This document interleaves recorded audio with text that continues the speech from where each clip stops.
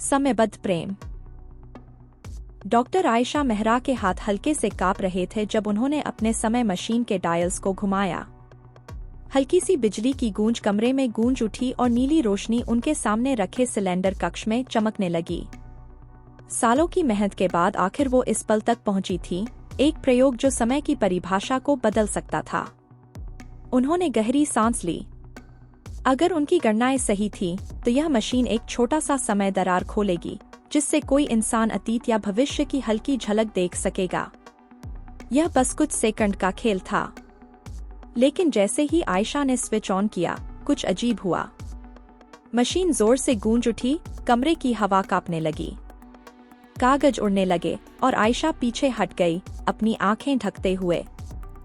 जब रोशनी थोड़ी मंद हुई तो उन्होंने कक्ष की ओर देखा और वहां एक आदमी खड़ा था। उसके घने काले बाल अस्त-व्यस्त थे, उसकी आंखों में एक पहचानी सी चमक थी, जैसे वह उन्हें पहले से जानता हो।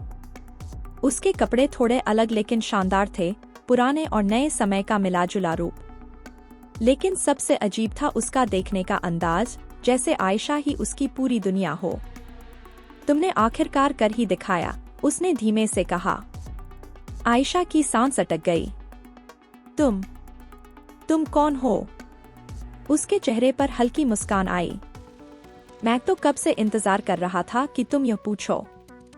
उसका नाम देव मल्होत्रा था और उसके मुताबिक वह आयशा को बहुत पहले से जानता था। एक और दुनिया में हम पहले भी मिले थे, देव ने समझाया। तुमने पहली बार समय दरार बनाई थी, ठीक वैसे ही जैसे आज किया। लेकिन वो दरार अस्थिर थी और तुम उसमें खो गई। आयशा ने चौंक कर कहा, लेकिन मैंने तुम्हें पहले कभी नहीं देखा। तुमने देखा है, देव ने मुस्कराकर कहा। या शायद तुम देखने वाली हो। उसने बताया कि हादसे के बाद आयशा अलग अलग समय में फंस जाती थी, हर बार एक नए दौर में। हर बार वह सब भूल जाती थी, बस उस पल को छोड़कर जब उन्होंने मशीन ऑन की थी। देव ही एकमात्र ऐसा इंसान था जिसे सब याद रहता था।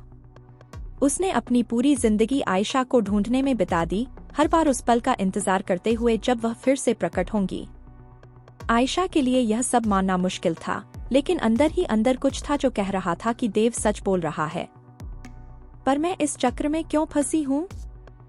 और तुम्हें सब क्यों याद रहता है? देव ने गहरी सांस ली। मुझे नहीं पता, लेकिन मैंने तुम्हें हर दौर में देखा है। मुगल काल में जब तुम सितारों का नक्शा बना रही थीं, 1920 में जब तुम बॉम्बे में एक गुप्त लाइब्रेरी चला रही थीं, और भविष्य में जब तुम मंगल पर नई जिंदगी बसा रही थीं। तुम हर बार दुनिया बदलने के लिए कुछ कर रही थीं। आयशा ने हल्के से पूछा, और मेरे साथ फिर क्या होता है? देव की आंखों में दर्द झलक उठा। तुम हर बार गायब हो जाती हो। मैं तुम्हें रोकने की कोशिश करता हूँ, लेकिन तुम हमेशा हाथ से फिसल जाती हो। आयशा ने ठंडी सांस ली। अगर इस बार कुछ अलग हुआ तो? देव की आंखों में उम्मीद झलकने लगी। मैं भी यही चाहता हूँ। शुरुआत में आयशा को देव की बातों पर शक था, लेकिन धीरे धीरे उसके साथ एक अजीब सा जुड़ाव महसूस होने लगा। जैसे वह उसकी हर छोटी बड़ी आदत जानता था, जैसे वह पहले से जानता हो कि वह क्या कहने वाली है। एक रात बालकनी पर बैठे देव ने कहा, 1892 में तुम कलकत्ता में वैज्ञानिक थीं। तुमने समय यात्रा के रहस्य को लगभग सुलझा ही लिया था, फिर अचानक गायब हो गई। तब मैं तुम्हारा शिष्य था। तुम्हें नहीं पता था कि मैं कौन हूँ, लेकिन तुम मुझ पर भरोसा करती थीं। आयशा ने हल्के से पूछा, क्या हम कभी?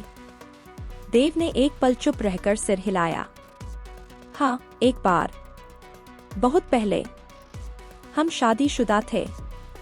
आयशा का दिल तेजी से धड़कने लगा। फिर क्या हुआ? देव की आवाज भारी हो गई। तुम हमारी शादी की रात ही गायब हो गई। आयशा ने तय कर लिया कि वह इस समय के खेल को खत्म करके रहेगी।